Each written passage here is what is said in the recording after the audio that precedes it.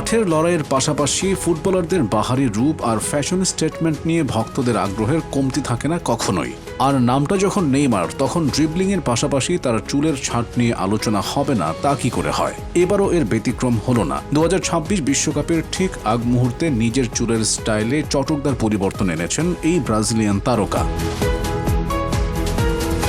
সামাজিক যোগাযোগ মাধ্যমে নেইমারের ব্যক্তিগত হেয়ার স্টাইলিস্ট একটি ভিডিও প্রকাশ করেন, যেখানে ব্রাজিলের এই পোস্টার বয়ের নতুন রূপের দেখা মেলে।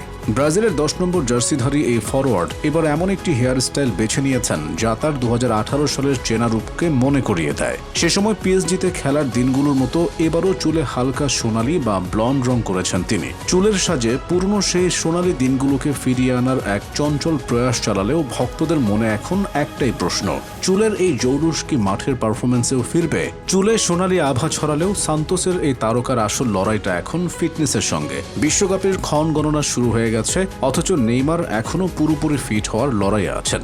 নতুন চুলের ছাঁটের চেয়ে সমর্থকরা তাই চাতক পাখির মতো চেয়ে আছেন তার শতভাগ ফিট হয়ে মাঠে ফেরার দিকে। নেইমারের হেয়ার স্টাইলিস্ট সামাজিক যোগাযোগ মাধ্যমে তার নতুন রূপের ছবি ও ভিডিও প্রকাশ করে আবেগঘন এক বার্তায় জানিয়েছেন যে বিশ্বকাপের জন্য চুল তো প্রস্তুত, তবে এখন ভক্তদের অপেক্ষা নেইমারের শরীর প্রস্তুত হওয়ার।